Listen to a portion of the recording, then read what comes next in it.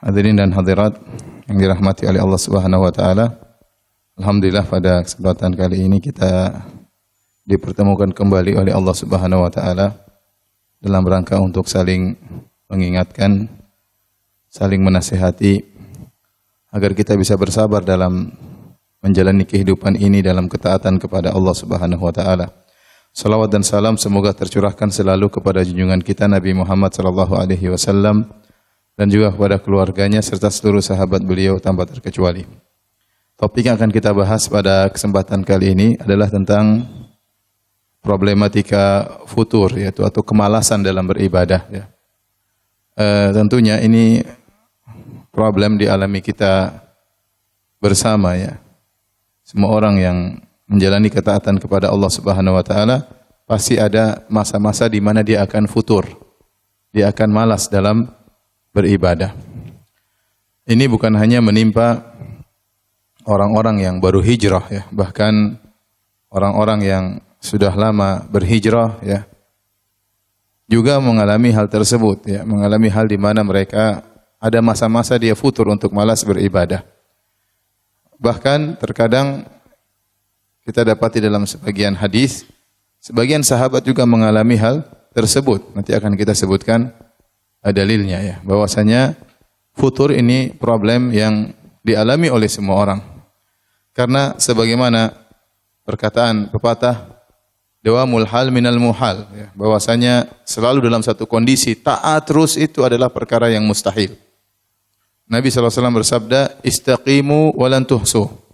Istiqamalah kalian dan kalian tidak bakalan mampu. Ada saatnya seorang kemudian malas, ada saatnya seorang dalam kondisi futur, ya. Namun yang perlu kita bahas, ya, bagaimana kita menghadapi masa-masa malas tersebut. Dan apa sih sebabnya kenapa kita sering mengalami masa tersebut? Ada sebagian orang dia kadang-kadang malas, tapi kadang tidak sering-sering. Sebaliknya ada sebagian orang malasnya yang sering, rajinnya yang kadang-kadang, ya. Ya. Yang kita ingin adalah rajinnya sering, malas kadang-kadang itu suatu yang wajar. Nah, bagaimana, apa sebabnya, dan bagaimana kita menghadapi hal tersebut, ya, agar kita selamat di dunia maupun di akhirat. Ibu yang dirahmati Allah Subhanahu wa taala, ya. Rasulullah sallallahu alaihi wasallam telah mengisyaratkan hal ini dalam satu hadis yang sahih yang diriwayatkan oleh Al-Imam Ahmad rahimahullahu taala dalam musnadnya, di mana Nabi sallallahu alaihi wasallam bersabda dari hadis Abdullah bin Amr bin Al-As radhiyallahu ta'ala anhuma, anin Nabi sallallahu alaihi wasallam, dari Nabi sallallahu alaihi wasallam beliau bersabda, likulli amalin syirrah. Setiap amalan itu ada masa semangatnya, ada masa kuatnya dalam beramal. Wa likulli syirratin fatrah. Namun masa semangat beramal tersebut ada saatnya futur. Faman kanat fatratuhu ila sunnati faqad aflah. Barang siapa yang tatkala di masa malas tersebut menimpanya, dia tetap kembali kepada sunnah Nabi, sunnahku, maka dia telah beruntung. Wa man kanat ila ghairi dzalik faqad halak. Barang siapa yang ternyata di masa-masa malasnya dia pergi kepada selain petunjuk Nabi sallallahu alaihi wasallam, maka dia telah binasa. Maksud hadis ini sebagaimana dikatakan para ulama, tatkala kita inna likulli amalin syirrah, setiap amalan itu ada masa semangatnya. Kalau lagi semangat, semangatlah beribadah. Mumpung lagi semangat sedekah, sedekahlah. Lagi semangat sholat malamlah. Nanti ada masa di mana seorang futur, malas, dan itu menimpa siapa saja. Nah, tatkala menghadapi masa malas ini, satu saja yang harus dia lakukan, jangan dia tinggalkan kewajiban itu. Mungkin sholat malamnya dia tinggalkan, mungkin sholat rawatib dia tinggalkan, mungkin puasa sunnah dia tinggalkan, tapi yang fardu jangan sampai dia tinggalkan. Itu berarti di masa malas dia masih berada di atas sunnah Nabi sallallahu alaihi wasallam. Nah, orang yang seperti ini tatkala dia rasa malas, ditimpa dengan kemalasan, ya, dia tetap mempertahankan yang wajib-wajib, suatu saat dia akan kembali lagi menjalankan yang sunnah-sunnah, ya.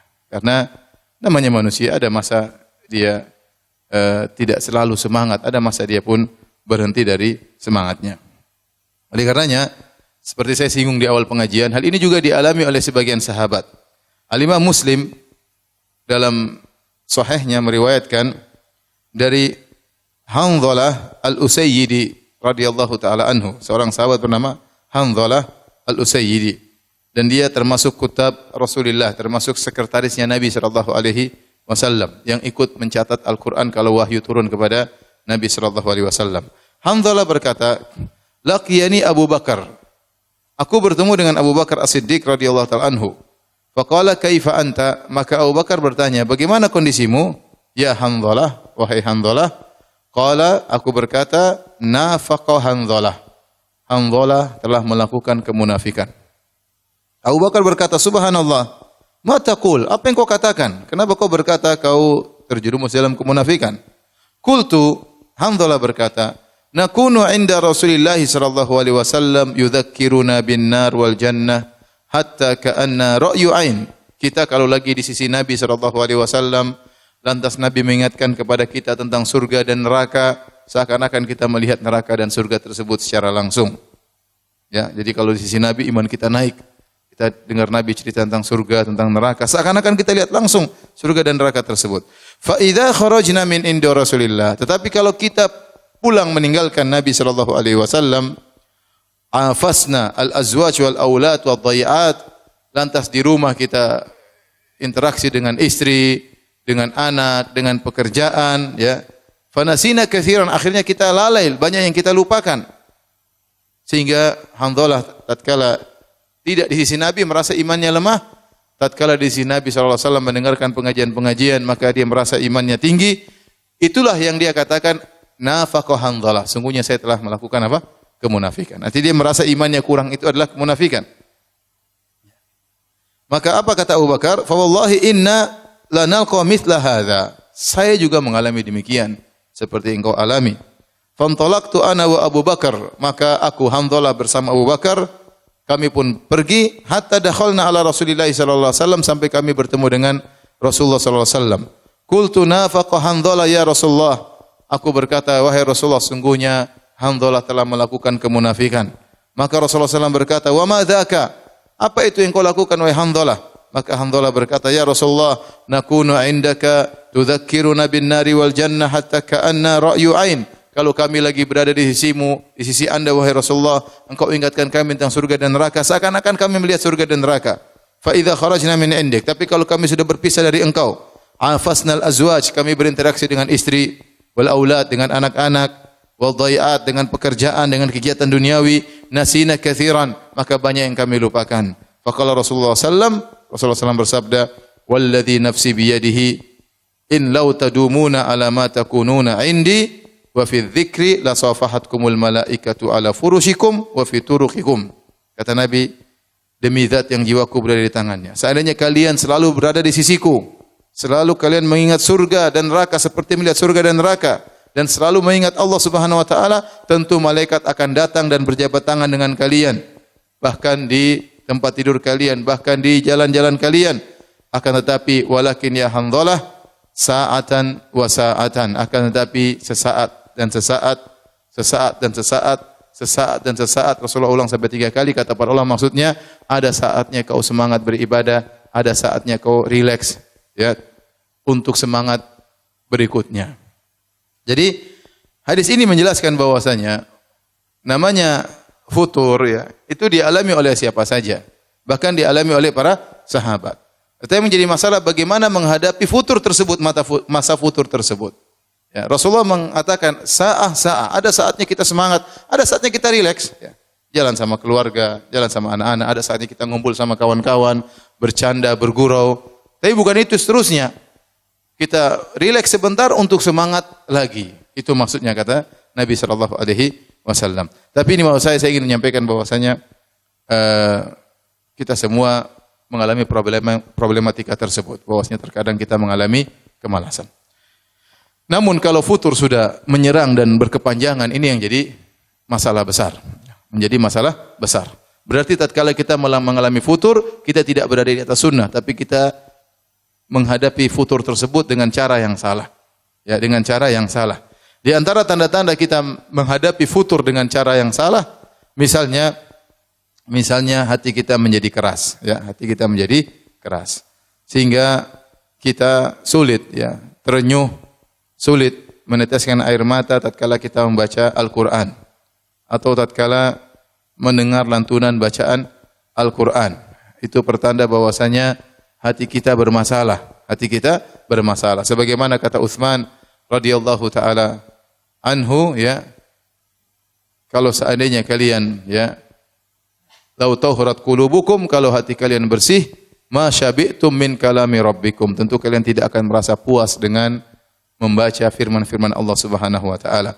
Namun kita sendiri merasakan, kita baru baca satu halaman, dua halaman kita sudah malas, ya. Bahkan kita merasakan baca dengan penuh keberatan. Dengan rasa berat kita membaca ayat-ayat tersebut.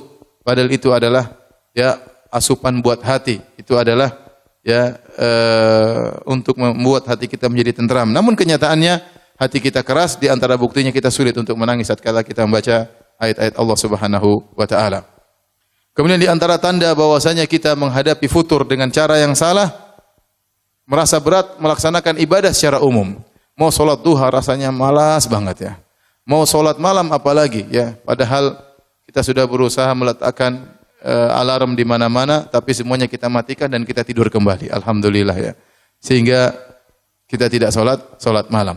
Terasa berat sekali untuk bangun, untuk wudu, kemudian kita salat malam terasa berat. Itu berarti kita mengalami futur dan kita menghadapi futur tersebut dengan cara yang salah, ya. Sehingga kita malas beribadah. Ini macam-macam, mau puasa sunnah malas, mau salat duha malas, salat malam malas, mau sedekah ragu-ragu, ya. Kemudian di antara bentuk kita mengalami futur dan kita menghadapi futur dengan cara yang salah, kemalasan tersebut, misalnya kita selalu taswif, nanti deh, nanti, ya. Itu namanya taswif dalam istilah Arab.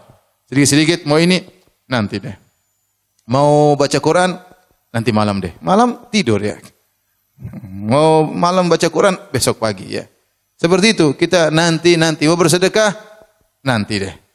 Selalu kita menunda-nunda amal soleh, dan itu menunjukkan hati kita bermasalah. Hati kita bermasalah. Oleh karenanya ibu yang dirahmati Allah Subhanahu wa taala, pada kesempatan kali ini kita akan lebih memperdalam tentang kenapa kita futur, ya, dan bagaimana cara kita menghadapi futur tersebut, ya. Sebelumnya ada beberapa pengetahuan atau kaidah yang perlu kita ketahui, ya. Yang di antara hal-hal yang membuat kita memang harus mengalami futur mau tidak mau. Yang pertama, manusia, ya, pasti terjerumus dalam maksiat. Cuma bedanya apakah dia banyak bermaksiat atau sedikit bermaksiat. Tetapi pasti terjerumus dalam maksiat, itu suatu kepastian. Makanya Nabi sallallahu alaihi wasallam mengatakan, ya, kullu bani Adam khata' wa khairul khata'ina at-tawwabun. Seluruh namanya anak Adam pasti melakukan kesalahan, pasti.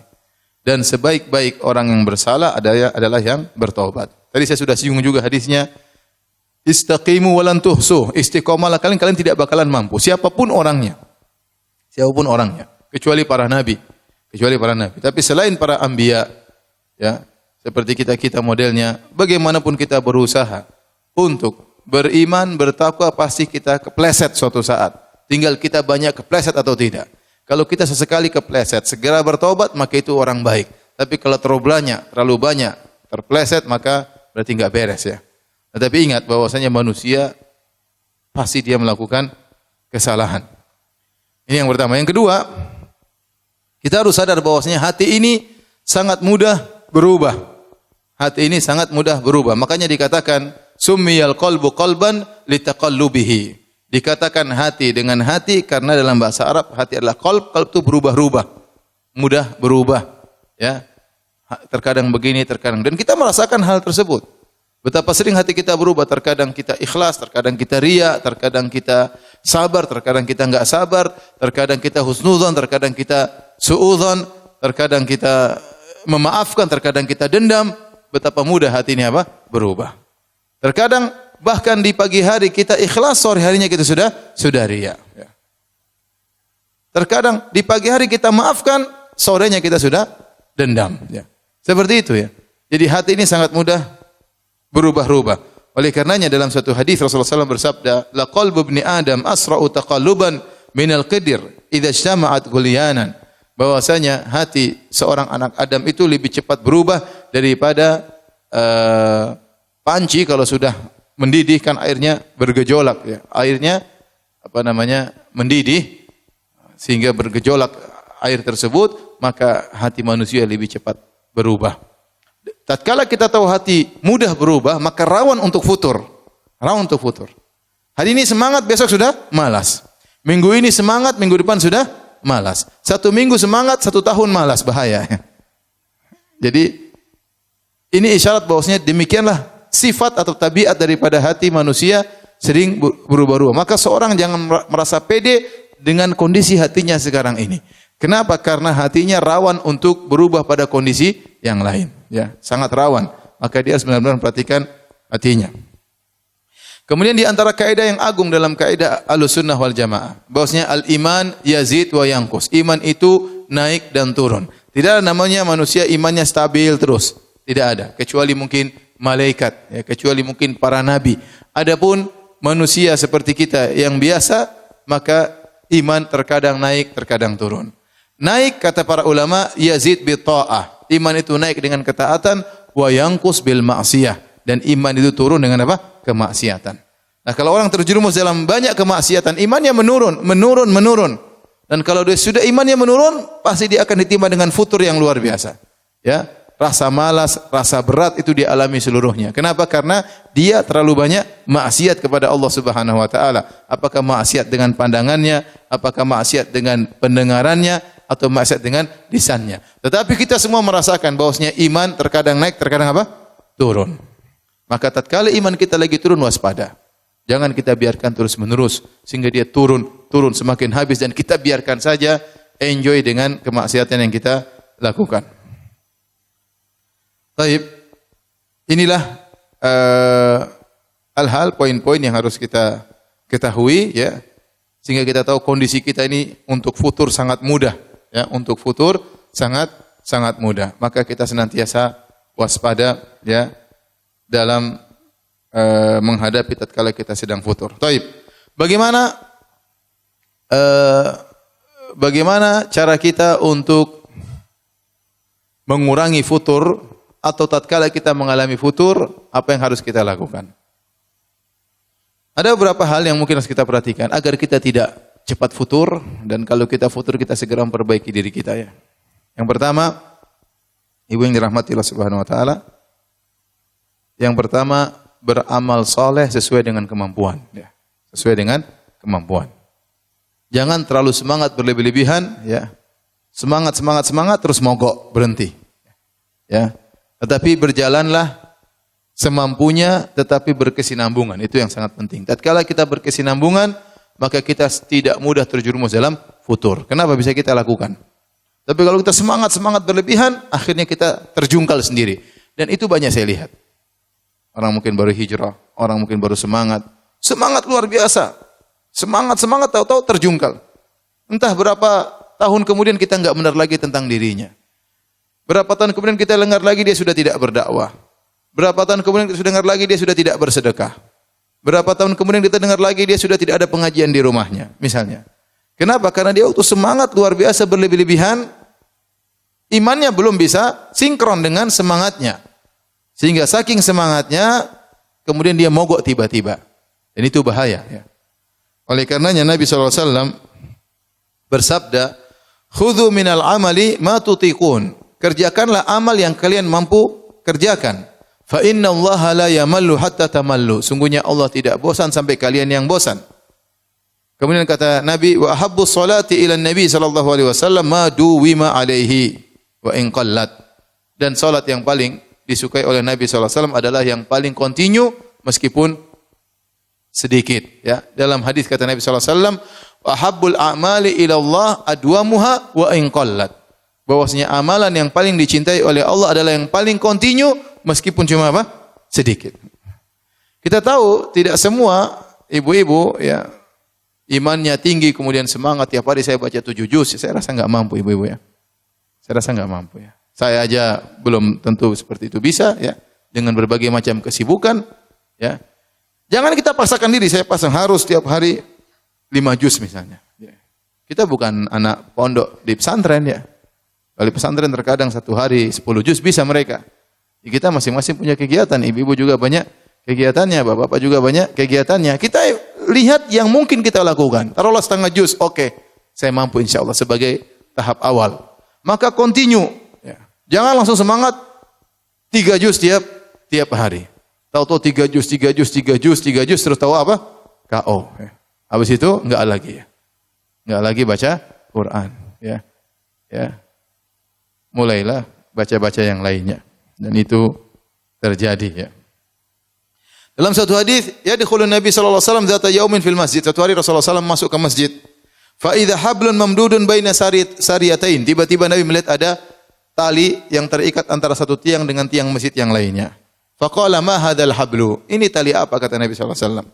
Qalu hadza hablun li Zainab. Ini tali milik Zainab. Buat apa? Dia pasang tali antara tiang dengan tiang. Fa idza fatarat ta'allaqat. Dia salat kalau dia capek dia pegang tali tersebut. Subhanallah, semangat ibadah. Dia salat kalau sudah capek dia tetap salat berdiri sambil bergantung kepada tali tersebut. Faqala Nabi sallallahu alaihi wasallam, ya, hullu, lepaskan tali tersebut. Liyusalli ahadukum nasyatahu. Hendaknya seorang salat dengan semangatnya. Fa idza fatara falyaqud. Kalau dia capek ya salat sambil duduk. Kalau dia capek salat sambil apa? Duduk. Salat sunnah kan boleh sambil duduk. Jangan maksakan diri akhirnya berdiri itu sudah saking capeknya tetap bergantungan kepada apa? Kepada tali. Ya, ini dilarang oleh Nabi sallallahu alaihi wasallam karena ini beribadah yang berlebih-lebihan. Oleh karenanya waktu ada 3 orang datang kepada Nabi sallallahu alaihi wasallam, kemudian 3-tiganya bercita-cita untuk beribadah yang banyak. Satunya berkata, "Inni la usholil lail wa la anam." Saya ingin salat semalam suntuk, saya tidak mau tidur. Satu berkata, "Sa'asum wa la uftir." Saya ingin tiap hari puasa dan saya tidak berbuka. Yang satu berkata, "Ini sa'atazilun nisa." Saya enggak mau nikahi wanita-wanita, mengganggu saja.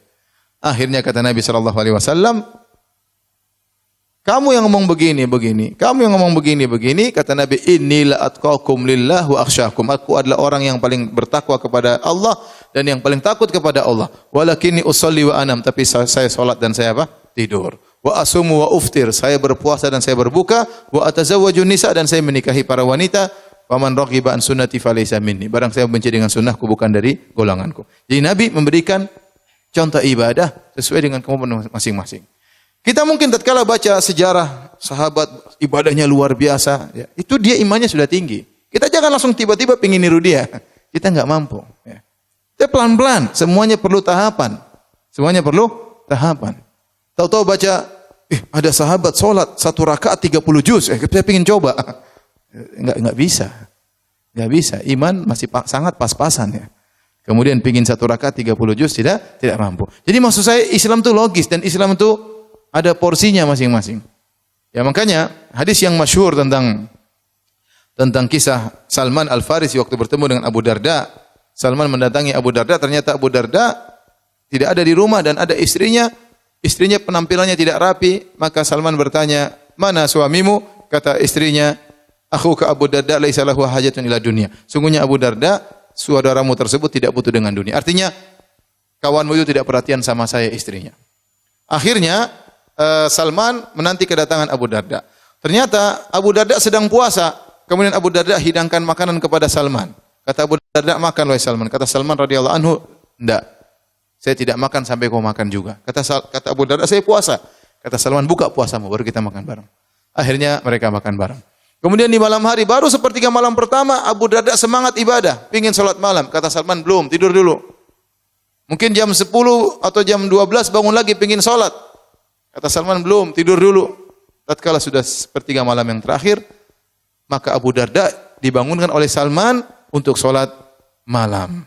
Setelah itu Salman nasihati Abu Darda. Dia berkata, "Inna li rabbika 'alaika haqqan." Wahai Abu Darda, sungguhnya Tuhanmu punya hak. Wa li jasadika 'alaika haqqan, bahwasanya badanmu juga punya hak untuk istirahat. Wa li zawrika 'alaika haqqan, tamumu juga punya hak untuk kau jamu. Wali ahlika 'alaika haqqan, istrimu juga punya hak untuk kau mesrai. Ya, fa'ati kulladzi haqqin haqqah, berikanlah masing-masing apa? Porsinya. Berikanlah masing-masing haknya. Maka kemudian Abu Darda lapor kepada Nabi sallallahu alaihi wasallam, "Ya Rasulullah, Salman bilang saya begini-begini." Kata Nabi sallallahu alaihi wasallam, "Shadaqa Salman." Salman benar. Ini dalil bahwasanya kita tatkala beribadah, ya, Lihat porsinya dan kita berusaha untuk berkesinambungan, berusaha untuk continue. Kalau terlalu berat kita tidak bakalan mampu. Ya. Maka kita kasih porsi yang kira-kira sesuai dengan kemampuan kita, meskipun sedikit-sedikit. Ya. Dalam hal apapun, dalam sholat malam, dalam baca Quran, dalam sedekah, jangan langsung saya pingin tiap hari sholat duha 8 rakaat. Ya baru seminggu, oke. Mulai minggu kedua, waduh, capek. Akhirnya 1 rakaat pun tidak. Kenapa? Tidak kuat. Ya. Satu lagi, saya pingin bersedekah tiap hari 5 juta. Taib 5 juta tiap hari. Ya. Baru 3 hari sudah berhenti. Hari berikutnya enggak kuat ya. Kenapa? Karena Nabi tidak menyuruh kita demikian. Nabi suruh, alaikum minal amali ma tutiqun. Lakukanlah amalan yang kalian mampu. Ya. Nanti kalau kamu sudah terbiasa, sudah terlatih, sudah sinkron antara amal dengan imanmu, maka naikkan. Naikkan kuantitasnya, naikkan kualitasnya, tidak jadi masalah. Maka kita tidak heran melihat bagaimana para salaf dahulu ibadah mereka luar biasa.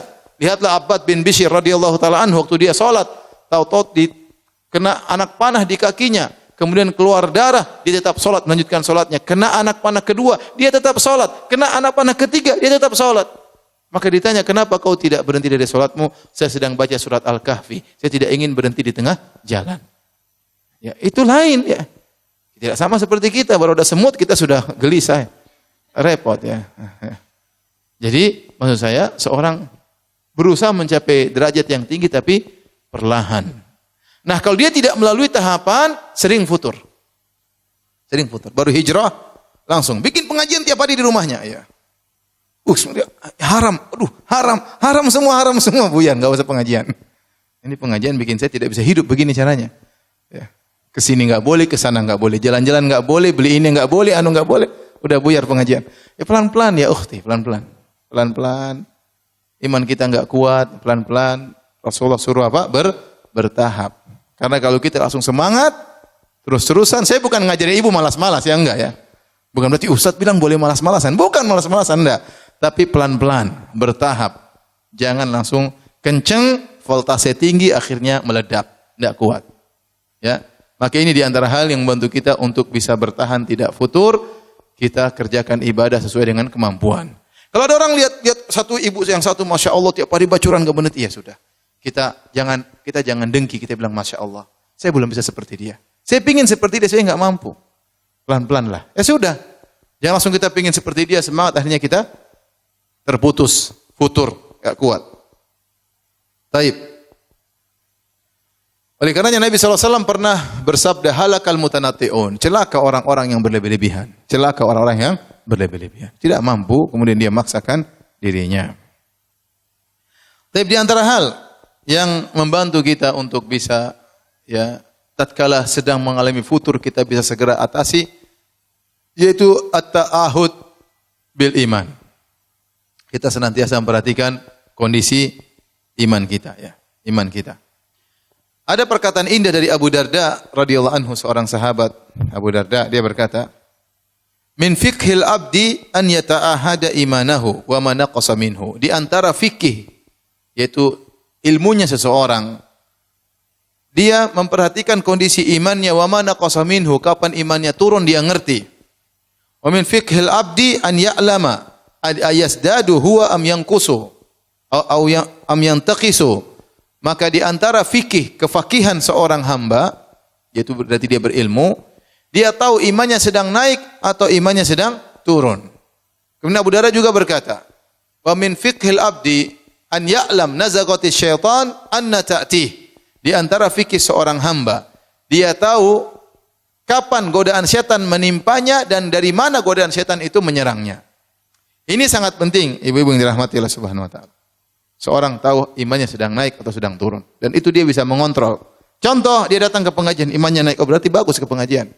Contoh, dia pergi jalan-jalan ke sana kemari, ketemu dengan orang-orang enggak jelas, dia rasa imannya turun, nah berarti ini iman saya sedang turun, berarti enggak beres perbuatan saya ini. Dia ngerti.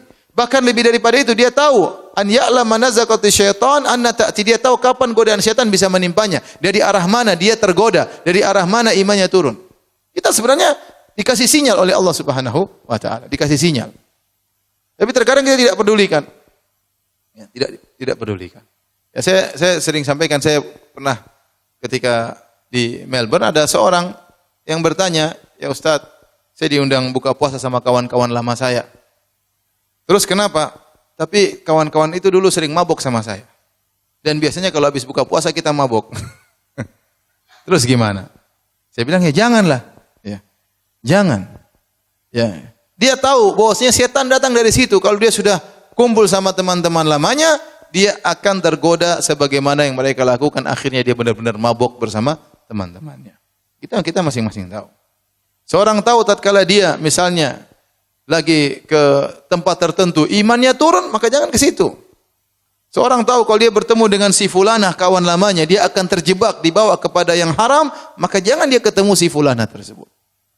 Jadi dia tahu kapan setan bisa menggoda. Dan setan sangat cerdas, ibu yang dirahmati Allah Subhanahu. Dia tahu si fulanah ini digodanya dengan ini, si fulanah ini digodanya dengan ini. Ini yang ibu ini digodanya dengan tas ya, misalnya ini. Ya, saya enggak tunjuk ibu tertentu ya, tunjukkan. Ya, misalnya ibu yang ini digoda dengan ya misalnya baju-baju fashion yang mahal-mahal misalnya. Setan tahu ya. Sehingga dia tergoda di situ, ini tergoda di sini ya. Yang satunya digoda dengan ini, setan tahu siapa yang dia goda dan dengan godaan apa setan menggodanya. Sama seperti lelaki, ada yang digoda dengan wanita mungkin dia tidak tergoda, tapi digoda dengan jabatan dia KO. Ya. Digoda dengan popularitas dia tidak bisa bertahan. Sebaliknya ada yang digoda dengan uang haram, dengan uang riba dia tidak mau, tapi digoda dengan wanita dia langsung KO, bertukuk lutut, tidak mampu. Setan tahu, ya. Setan sudah pengalaman ya. Oleh karenanya ya, terutama ibu-ibu yang baru hijrah, hati-hati ya. Tatkala kita hijrah, tentu setan sangat jengkel. Setan sangat tidak suka. Tapi setan tidak putus asa untuk mengembalikan lagi kepada masa lalu kita. Kembalikan lagi kepada masa lalu kita. Maka kita waspada. Kalau hal ini membuat kita terjerumus kembali, maka tinggalkan hal tersebut. Jangan coba-coba untuk mendatangi hal tersebut. Kita imannya lemah. Ya, iman kita lemah. Kita tidak ingin Allah sudah kasih kita hidayah, kemudian kita buang hidayah tersebut. Kita memilih kegelapan kita yang masa lalu. Sebagian orang kalau berjalan-jalan, berkelana di dunia Facebook, imannya turun, jangan berkelana di dunia Facebook. Ya. Dia masuk di Facebook, lihat teman-teman lamanya, lihat cowok-cowok lamanya, ya. Lihat. Dan bisa saja setan ingin tahu gimana kabarnya sih. Sudah kawin belum sih? Sudah. Coba istri, cantikan saya daripada istrinya. Mulailah. Namanya manusia, kita nggak tahu. Ya. Mengecek akun-akun orang. Akhirnya apa? Berkelana hal tersebut membuat iman kita apa? Turun. Kalau kita tahu iman kita turun di situ, jangan coba-coba. Kalaupun kita terlanjur, segera istighfar. Segera bertobat kepada Allah Subhanahu wa taala. Oleh karena ini sangat penting, seorang harus tahu kapan imannya naik dan kapan imannya turun dan dari mana dia terjatuh. Dia harus ngerti. Ya. Ada orang mungkin kalau digoda dengan lain dia bisa kuat, tapi digoda dengan musik dia enggak kuat. Tahu-tahu kepalanya goyang-goyang sendiri. Tahu-tahu dia bersenandung. Ada kawan saya jalan di mall sama istrinya. Tahu-tahu dia dengar nyanyian. Siapa yang nyanyi? Ternyata istrinya yang nyanyi. Ternyata istrinya sudah hijrah tapi belum kuat hijrahnya. Jadi bawa ke mall lagu yang menyenangkan, istrinya ikut nyanyi. Siapa ikut nyanyi samping saya? Ternyata istrinya. Itu bukan saya ya, bukan ya. Taib. Di antara hal yang membantu kita untuk tidak sering terjerumus dalam futur. Dan kalau terjerumus dalam futur kita segera kembali adalah kita memilih teman yang benar, memilih teman yang benar. Ini sering saya sampaikan berulang-ulang.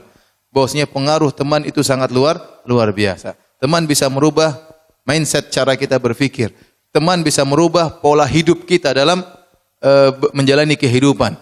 Teman bisa merubah cara berbicara kita. Yang tadinya mungkin seorang tawadhu bisa menjadi sombong dan sebaliknya orang yang sombong bisa menjadi apa? Tawadhu. Karena melihat temannya. Dengan teman yang baik, seorang yang tadinya pelit bisa jadi dermawan. Dan teman yang buruk tadinya dermawan bisa menjadi apa? Pelit. Maka teman ini sangat penting, hati-hati dalam memilih teman.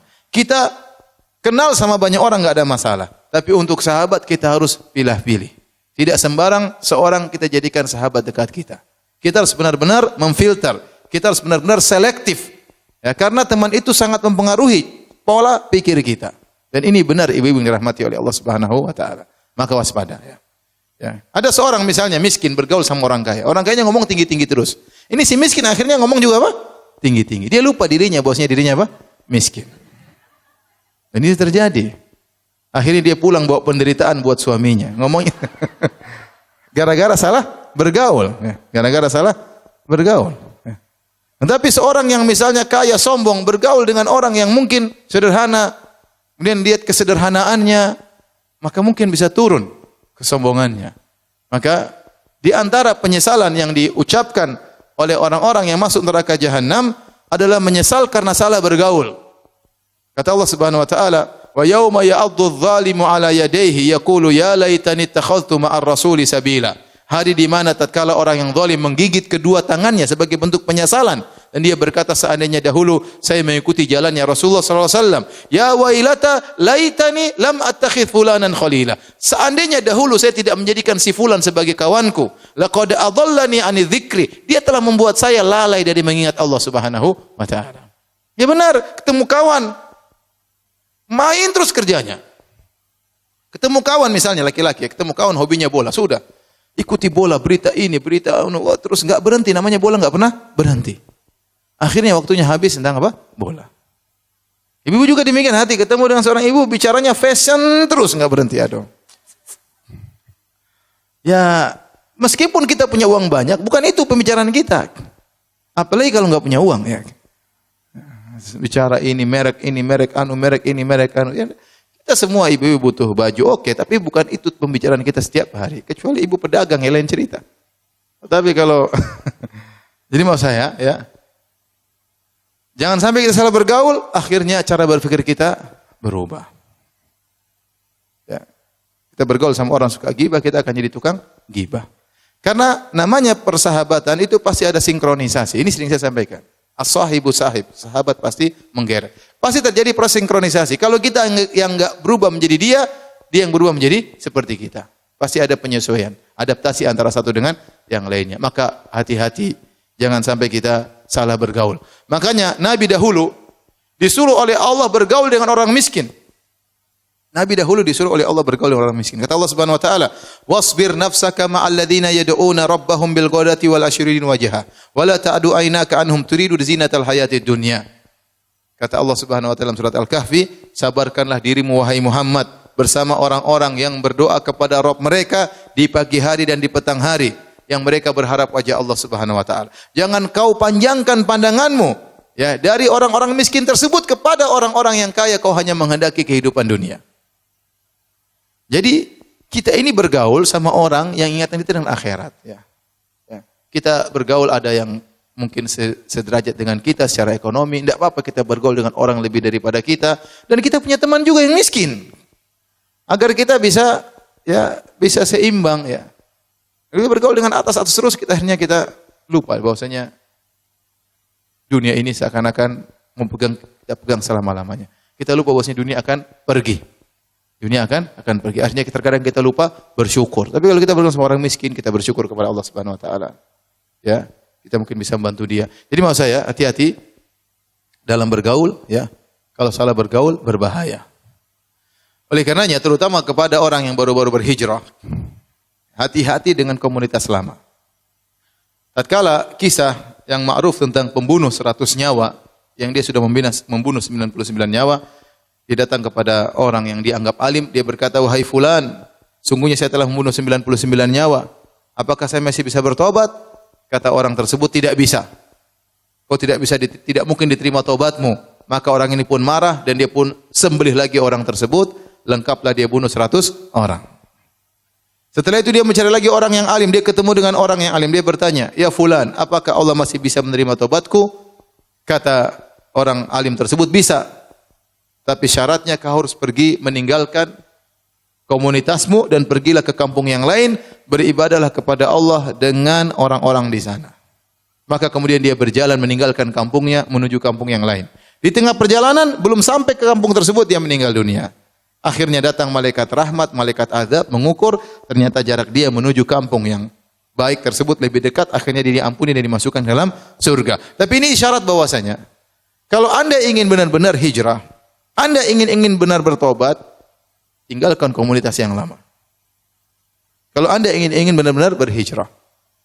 Tapi kalau berhijrah tapi masih gaul sama komunitas lama, yang masih suka joget-joget, yang masih suka nyanyi-nyanyi, yang masih suka glamor kehidupannya, susah.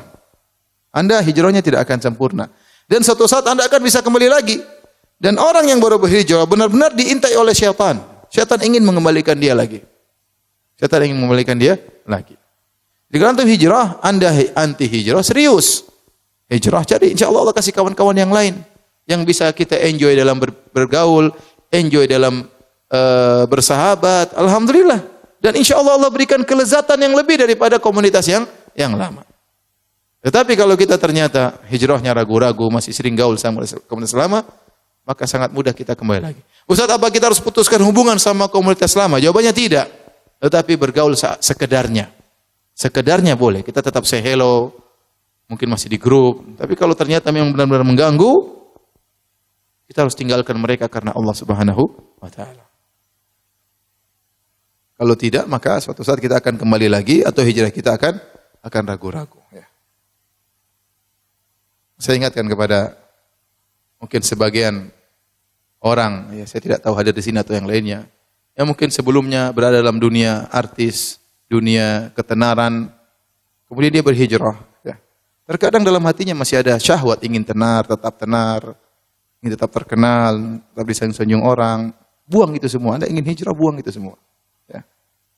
Kalau mau hijrah, buang itu semua. Adapun hijrah tapi tetap saja masih mau disanjung orang, tetap saja ingin tampil bersama yang lainnya, maka saya rasa hijrah itu kurang sempurna. Ya. Kalau ingin kelezatan dalam bersahabat, kelezatan dalam hijrah, tinggalkan itu semua. Saya kadang sedih lihat sebagian orang sudah berhijrah tapi dia masih terngiang-ngiang dengan ketenaran, masih ingin tetap apa? Tenar, masih ingin tetap tampil, terkadang dia tampil dengan istrinya, terkadang masih pamerkan. Saya sedih aja ngelihat, ya. Oleh karenanya, hadirin hadirat yang Allah Subhanahu wa taala, seorang tatkala hijrah, ya, dia berusaha untuk hijrah dengan serius, ya. Say hello tetap ada dengan kawan-kawan lamanya, tapi jangan kemudian intens dengan mereka, karena iman ini kita lemah, kita rawan kembali lagi. Saya kapan ditelepon seorang, Ustaz, saya sudah lama meninggalkan musik. Tapi saya dengar ada yang bilang musik boleh, Ustaz. Gimana? Saya mau kembali lagi. Jangan, saya bilang. Aduh, antum sudah dapat nikmat jauh dari musik, nikmat mendengarkan Al-Quran, nikmat mendengar pengajian, kemudian mau rusak lagi antum dengan musik-musik yang sudah antum tinggalkan. Untuk menghilangkan racun musik dari hati sih tidak gampang. Saya aja yang sudah jadi ustaz terkadang dengar musik masih apa? Masih goyang. mengganggu. Lagi yang baru apa? Baru hijrah, ya. Ya, racun itu sulit, terkadang sudah kita buang muncul lagi racun tersebut, ya. Ya. Oleh karenanya hijrah yang serius. Ya, agar kita terhindar dari yang namanya futur, ya. Kemudian di antara hal yang membantu kita untuk tidak terjebak dengan futur, ataupun kalau kita sudah mengalami futur, kemalasan, segera kita bisa obati. Di antara jangan meremehkan dosa-dosa kecil. Jangan meremehkan dosa-dosa kecil, ya. Seorang penyair berkata, "Khallidz dzunuba kabiraha wa saghiraha dzaka tuqa." Bersihkanlah dirimu atau tinggalkanlah dirimu dari dosa-dosa, baik dosa besar maupun dosa kecil. Itulah ketakwaan yang sesungguhnya. Wahdhar kamashin fawqa ardi syauqi yahdharu ma yara. Jadilah engkau seperti seorang yang berjalan di satu jalan yang banyak durinya, maka dia senantiasa waspada jangan sampai ada duri besar, duri kecil yang menusuknya, senantiasa dia waspada. La tahqiranna saghiratan innal jibala minal hasa. Jangan kau pernah meremehkan dosa kecil, sungguhnya gunung berasal dari kumpulan batu-batu yang kecil. Oleh karena seorang waspada, ya, sering dia akhirnya futur gara-gara dosa-dosa kecil. Ya, misalnya mengumbar pandangan secara syariat dia bukan dosa besar, dia dosa kecil. Tapi kalau orang meremehkan hal tersebut, dia mengumbar, terbiaskan pada hatinya. Maka kemudian apa yang dia lihat semuanya masuk dalam hatinya, akhirnya dia timbul kemalasan. Ya, timbul rasa malas. Contoh, ya mungkin, Ustaz, masa kita nggak boleh nonton bioskop? Ya, boleh, tapi film apa? Ipin Upin terus musiknya dimatiin. Tapi orang nonton misalnya film-film baru, ya, itu bukan dosa besar, bukan dosa besar. Kalau kita bicara syariat, dia bukan apa dosa besar. Dia dosa kecil, tetapi tatkala kita biasakan hal tersebut, itu pasti membias dalam hati kita, pasti. Kita melihat wanita yang cantik jelita di film tersebut, ya, yang mungkin lihat seorang wanita melihat lelaki yang tampan, kemudian macam-macam, akhirnya dia bandingkan dengan suaminya, sang suami bandingkan dengan istrinya, ya. Filmnya bagus sekali sayang, iya, karena artisnya cantik. Nah, begitu ya. Akhirnya istri bilang, ya Abi filmnya bagus ya karena aktornya tampan misalnya. Dan itu dosa kecil, tapi terbias dalam hati kita, akhirnya itu membuat kita malas. Makanya seorang salaf pernah berkata, saya terhalangi dari salat malam gara-gara dosa yang pernah saya kerjakan. Akhirnya kita malas banget salat malam. Kita malas banget untuk apa? Baca Quran. Kenapa? Karena hati kita sudah dimasuki oleh maksiat meskipun dosa-dosa kecil. Meskipun dosa-dosa kecil. Maka seorang berusaha, ya kalau dia tidak mampu meninggalkan secara total, paling tidak dikurangi sedikit demi sedikit. Kalau dia belum bisa menghindari, tetap istighfar kepada Allah Subhanahu wa taala. Astagfirullah. Saya katakan demikian karena saya sendiri pernah mengalami terus berat sekali. Saya dulu main musik, kemudian saya tinggalkan musik, enggak gampang ya. Bertahap, ya. Tidak bisa langsung meninggalkan musik karena sudah terlanjur merasuk dalam hati saya, ya. Susah. Tapi saya berusaha meninggalkan sampai saya meninggalkan secara total. Betapa sering setan menggoda saya. Saya sudah tinggalkan, tahu-tahu dalam mimpi saya main gitar. Benar, demi Allah, berapa kali saya mimpi seperti itu. Saya sudah lupa lagu tersebut, dalam mimpi setan mengingatkan lagu tersebut. Saya bangun, ya Allah, lagunya masih saya hafal. Coba, ini setan. Itu memang benar. Saya ngalami sini, saya tidak bilang tinggalkan total, tidak mudah. Saya bicara yang realistis aja. Mungkin di antara anti yang punya hobi tertentu, ya sudahlah, pelan-pelan lah. Ya, kalau bisa tinggalkan total, alhamdulillah. Kalau enggak bisa, harus ada niat untuk meninggalkan hal tersebut. Kalau enggak, kita akan mengalami futur, kemalasan yang bertambah-tambah tidak hilang dari diri kita. Kenapa? Karena kita bergelimang dengan dosa-dosa meskipun dosa-dosa kecil. Saya tidak bicara dosa besar seperti zina, minum khamr, enggak. Ya. Dosa-dosa kecil juga punya pengaruh terhadap kerajinan kita atau kemalasan kita dalam beribadah. Itu sudah pasti, tidak mungkin tidak. Sudah pasti dan tidak mungkin tidak. Ya. Ini ya di antara hal yang mungkin bantu kita untuk terhindar dari futur adalah kita berusaha menarik diri kita dari dosa-dosa kecil. Kalau kita terjerumus, segera istighfar. Astagfirullah. Allah Maha Mengampun. Tuhan kita itu maha baik. Betapa sering kita terjerumus dalam maksiat, kita minta ampun, Allah terima taubat kita. Kemudian yang berikutnya, jangan buang-buang waktu. Ibu-ibu yang dirahmati Allah Subhanahu wa taala, ya, waktu ini kita usahakan kita manfaatkan. Dan Rasulullah sudah ingatkan, nikmatani maghbunun fihi katsirun minan nas, ya. Dua kenikmatan yang banyak orang terpedaya dalamnya adalah sehat wal faragh. Adalah sehat dan waktu luang. Kita mumpung masih sehat, kita manfaatkan waktu kita. Dan maksud saya, manfaatkan waktu bukan berarti hanya sholat, zikir, enggak. Maksud saya, waktu kita jangan terbuang-buang. Entah kita sedang bermesraan sama suami, entah kita sedang sama anak-anak, entah kita sedang sama orang tua ngobrol, entah kita ketemu sama kawan-kawan kita, ukhti-ukhti yang lain dalam rangka mendekatkan tali ukhuwah. Intinya tidak ada waktu yang terbuang-buang. Intinya tidak ada, semua waktu bermanfaat. Entah kita lagi duduk baca Quran, entah kita lagi bikin suatu makanan buat suami, entah kita lagi duduk ngobrol sama pembantu misalnya, kita arahkan begini dan begini, entah kita menyenangkan tetangga kita. Pokoknya waktu kita jangan ada yang terbuang. Itu di antara hal yang buat kita tidak futur. Sehingga setiap waktu yang ada kita alami, semuanya berpahala. Karena saya sering sampaikan bahwasanya ibadah bukan cuma baca Quran, bukan cuma zikir, senyum sama suami, ngurusin anak-anak, telepon orang tua, ziarah ke orang tua, telepon kakak adik, ketemu dengan keponakan, banyak yang bisa kita kerjakan. Kalau disuruh kita baca Quran dari jam 6 pagi sampai jam 6 sore enggak kuat. Tidak kuat kita. Ya. Yang bisa cuma malaikat. Malaikat kalau sudah beribadah kata Allah, la yafturun, tidak pernah futur malaikat kalau beribadah. La yas'amun, tidak pernah bosan. Kita ditimpa dengan kemalasan, ditimpa dengan kebosanan. Ya. Oleh karenanya tatkala kita mengalami keletihan dalam beribadah, isi dengan yang lain. Isinya berusaha untuk bermanfaat. Ya. Kalau enggak kita ngobrol dengan kawan-kawan di grup yang bermanfaat, waktu kita jangan dibuang. Ini membantu kita untuk melawan futur. Sebagian orang bingung, waktunya kebanyakan, dia ingin membunuh waktunya. Caranya apa ya? Sudah dia maksiat. Ya, dia maksiat. Lakukan hal yang tidak bermanfaat. Ya. Sementara waktu terus berjalan, umur kita semakin berkurang, ya, wajah semakin keriput, ya, dan seterusnya. Tubuh semakin membengkak. Oleh karenanya jangan buang-buang waktu. Yang terakhir yang dirahmati Allah Subhanahu wa taala, atau sebelum yang terakhir, punya rutinitas harian yang kita berusaha tidak kita tinggalkan apapun yang terjadi. Saya tidak usah bilang banyak-banyak, tapi yang penting kita berusaha melaksanakan rutinitas tersebut. Contohnya, zikir pagi petang, jangan pernah tinggalkan. Sudah, saya punya jadwal, saya harus zikir pagi, zikir petang. Ustaz, saya sibuk lupa sampai maghrib belum zikir. Tidak apa-apa, habis maghrib boleh zikir petang, tidak ada masalah. Ustaz, saya lupa zikir pagi, ketiduran bangun jam 7 siang. Tidak apa-apa, zikir pagi, tidak ada masalah. Boleh. Seharusnya kita zikir pagi setelah sholat subuh sebelum terbit matahari. Tapi kalau terlambat, tidak apa-apa, diqadha, tidak ada masalah.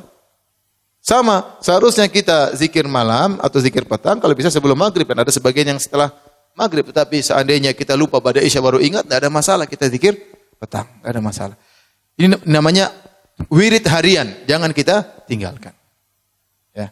Kita punya target misalnya, setiap hari saya harus baca, saya enggak usah banyak-banyak ibu, 1 halaman saja. Saya enggak bilang ibu baca setengah juz, 1 juz, 2 juz, enggak. Enggak usah bikin grup juz-juzan, enggak usah ya. Ya. Yang penting saya punya target, bawa Quran, ininya harus pindah tiap hari, apa namanya? Talinya harus pindah tiap hari. Ya. Apa namanya? Marknya. Ya, itu dipindahin tiap hari. Paling tidak sehari saya baca 1 lembar. Kalau tidak ada waktu lagi itu memang kebangetan. Kita baca berita di internet berjam-jam kita kuat. Bolak-balik lihat model sepatu kita kuat. Tas kita lihat terus berjam-jam meskipun enggak punya duit kita kuat. Masa kita membaca Quran tidak kuat? Harus ibu-ibu. Dan tidak mengapa wanita haid baca Quran, enggak ada masalah. Yang penting jangan dipegang langsung Al-Qur'annya. Pokoknya buka, disitulah ketenangan, disitulah kebahagiaan. Disitulah Allah akan menjaga hati kita. Nanti setiap malam Jumat atau hari Jumat baca surat Al-Kahfi. Seminggu sekali kita baca. Karena dalam hadis disebutkan barang saya baca surat Al-Kahfi, Allah akan berikan sinar antara dia sampai Jumat ini sampai Jumat berikutnya. Itu di antara hal yang membantu kita untuk diberi petunjuk oleh Allah Subhanahu wa taala. Sudah enggak usah banyak-banyak, itu aja saya bilang. Enggak usah banyak-banyak, yang penting salat malam 1 rakaat enggak ada masalah kalau bisa. Kalau enggak bisa yang tadi aja dulu, ya. Rutin, ya. Kemudian jangan lupa mendoakan orang tua, mendoakan anak-anak. Tapi yang terakhir yang ingin saya sampaikan adalah banyak berdoa kepada Allah agar kita dikokohkan hati kita, dan di antara doa yang paling agung adalah ya muqallibal qulub tsabbit qalbi ala dinik. Dan di antara doa yang paling agung adalah ihdinas siratal mustaqim. Itu doa yang paling agung. Bahkan wajib kita baca dalam salat. Kalau kita tidak baca, salat kita tidak sah. Yang jadi masalah, kebanyakan kita baca, tidak kita renungkan. Itu yang jadi masalah. Ihdinas siratal mustaqim maksudnya apa? Ya Allah, tunjukkanlah aku kepada jalan yang lurus. Kalau sudah aku menempuh jalan yang lurus, ya Allah kokohkan aku di atas jalan tersebut. Itu maksudnya. Tapi kita sering baca ihdinas siratal mustaqim kayak numpang lewat karena kita sudah saking hafalnya. Bahkan pikiran kita ke pasar pun kita bisa baca ihdinas siratal mustaqim. Saking hafalnya. Tapi saya ingatkan untuk diri saya pribadi dan ibu sekalian, benar-benar kalau kita mengucapkan ihdinas siratal mustaqim maka hendaknya kita serius ya. Benar-benar kita minta petunjuk kepada Allah Subhanahu wa taala. Ini saja ibu yang dirahmati Allah Subhanahu wa taala, semoga kita semua dan ibu sekalian dirahmati oleh Allah Subhanahu wa taala dianugerahkan istiqamah oleh Allah Subhanahu wa taala ya sampai bertemu dengan Allah Subhanahu wa taala, dan semoga kita semua dimasukkan dalam surganya. Jangan lupa untuk saling mengingatkan, kalau ada kawan yang salah tegur dengan cara baik-baik, jangan diejek, jangan dinyinyir ya dijapri dengan cara yang baik. Kalau enggak kunjungan ke rumahnya, kasih tahu kita berkawan di antara fungsinya untuk saling menasihati, bukan saling menyinyir, bukan saling menjatuhkan. Oh, ada kawan yang salah